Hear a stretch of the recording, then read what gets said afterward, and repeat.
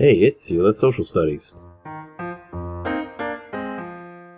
Hey guys, welcome back to CELA Social Studies. All right, today we're going to cover the War of 1812 and the culminating events that led up to the War of 1812. Okay, so the naming of the War of 1812 happened to be pretty easy. It's the culminating events that led up to the war that were more difficult to understand. But for 2 years, the United States and Britain waged war on the ocean and in the mainland United States in America's second major conflict with Great Britain. All right, so as we know, overseas trade was profitable, but it was very risky. Those Barbary pirates along the coast of Africa would capture ships and steal the cargo. They would steal it, they would scuttle it, they would do something.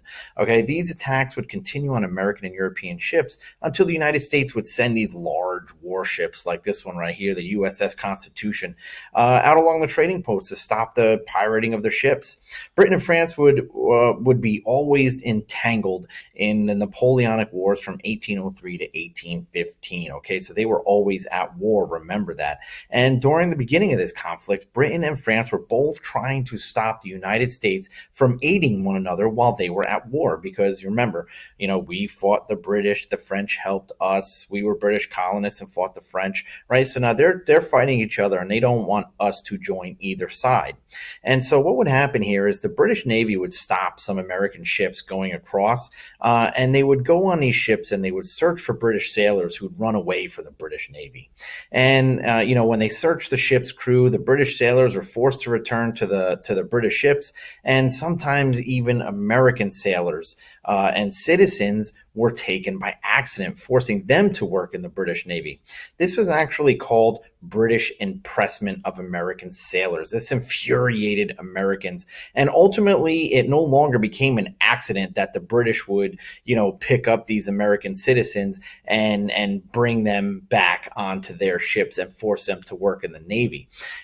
Because, the says right here, the attack on the Chesapeake from the British ship Leopold got on there and, took these Americans by force, which really stunned America, and really full force British impressment was commencing at this time, and it's this British impressment of U.S. sailors, which was really what became the first cause of aggression, against the United States is this British impressment of sailors that was really the first cause of the War of 1812. So what do we get into some other things that really, the background story of the War of 1812?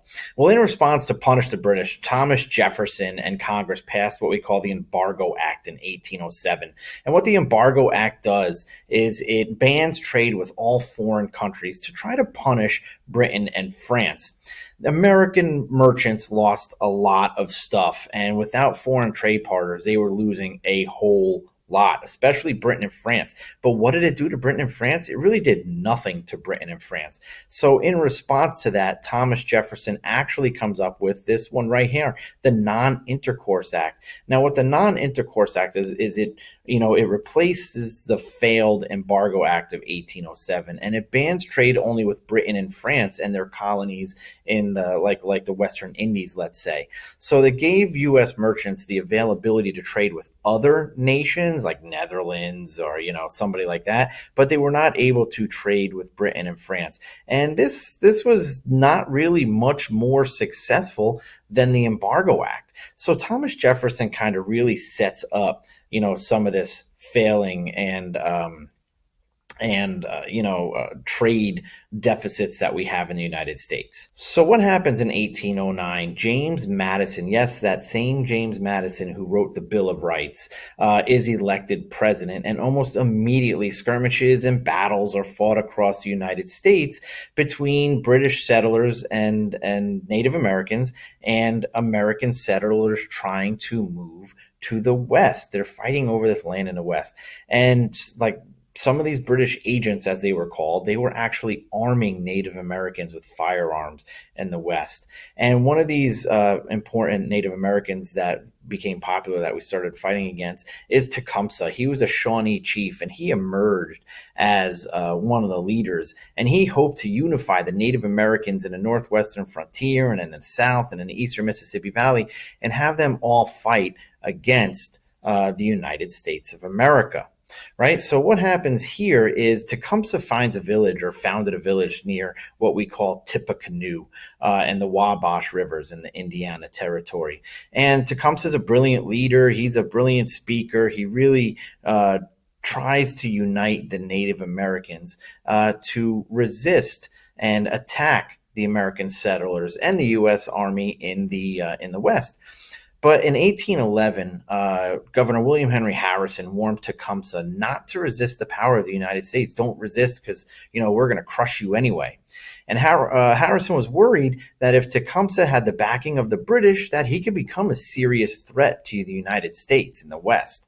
So Harrison actually led a U.S. Army on attack at Tippecanoe in the Battle of Tippecanoe, and Harrison was successful, and Tecumseh actually wound up fleeing to Canada, right? So with evidence surmounting that the British aided Tecumseh and the Native Americans in the West, Americans became furious. And this is really the second reason behind the War of 1812, was the British aid of the Native Americans in the West. Some young members of Congress, people called Warhawks, demanded war against the British in return. And some members were actually angered with the trade restrictions with Britain or wanted to invade Canada for more land. Other members of Congress were not so eager to go into war with Britain, like the New England Federalists. They were opposed to going to war because they felt the United States was too fragile to start a fight. If you remember correctly, like right after the American Revolution, Thomas Jefferson wanted to, go in and aid France in their revolution. And again, we were too fragile to start this fight. So this is the second war of independence. This is what we call this. We call this the Second War of America's Independence. Okay, so like I said prior, James Madison was elected. He was reelected to presidency in 1812, and he started to feel a lot of growing pressure from the Warhawks. They wanted to go to war. So Madison decides this. He says, Congress must vote to see if the United States is going to go to war with Britain. I'm not going to make that decision. You vote on it. And the Warhawks won, and the United States, for the first time in its short history, declares war on another country. We declare war on Britain, our second war of independence. Okay, so James Madison is going to be the president and the commander-in-chief during this War of 1812. So where are these wars being fought? Remember, like I said, these battles, a lot of battles are getting fought on the seas in the United States and part of Canada. And we're just going to briefly go through a couple of them, okay? If you remember correctly, John Adams creates the Navy. So Britain has hundreds of ships all over the globe, and the United States has about 20 ships. And they're pretty good ships. They're big ships like the USS Constitution. They're fast. And American ships are very victorious in one-on-one battles with the British. Our ships are just superior. However, the British blockaded many seaports. All right, the next place we were fighting is the Canadian border. American leaders felt that the Canadian people would welcome Americans and soldiers in there. Yes, come on in, help us, free us from the British rule. But that was not true. We were able to establish some success in Canada about controlling Lake Erie in the Battle of 1813, and the British were actually driven out of the Northwest in 1813. But Canadians did not really welcome the Americans, and success in Canada was very limited. We had Southern battles, and these are the battles that are the big ones. These are the ones with the battles with the Creeks and the Native Americans, and this is where really Andrew Jackson comes into play. The Creeks attacked Fort Mims in Alabama, killing about 250 military personnel, U.S. Creek allies.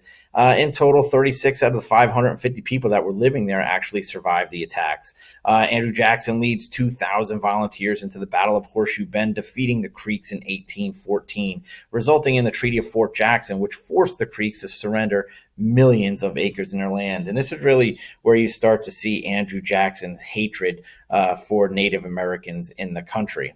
Battles in the East. In 1814, British attacked the United States capital, Washington, D.C. They destroyed many buildings by setting them ablaze, including the Capitol building and the White House. The British Navy also bombarded the U.S. fortification in Baltimore. Now, the Battle of Baltimore, the Battle of Fort McHenry, is a big one. It's a pivotal battle in the East. The British would actually shell or bomb Fort McHenry throughout the night, only to see the American flag raised in the morning. And Americans refused to surrender to the British, and the British actually retreated. And it's this battle right here that is actually the inspiration for the Star Spangled Banner, written by Francis Scott Key, who witnessed the bombing. The British moved their forces against the city and port of New Orleans. They hoped that if they captured the port and controlled trade up the Mississippi River, that they would be able to control what goes on in the West. Andrew Jackson again led another army of about 4,500 that include regular soldiers, African Americans, some Choctaw natives, and some state militia and pirates against about 5,300 British troops at the Battle of New Orleans. The British were caught in an open field, and Jackson seriously slaughtered these guys, resulting in about 2,000 British casualties. The American victory at the Battle of New Orleans was the last major battle of the war, and it really propelled Andrew Jackson into the spotlight, making him a national hero.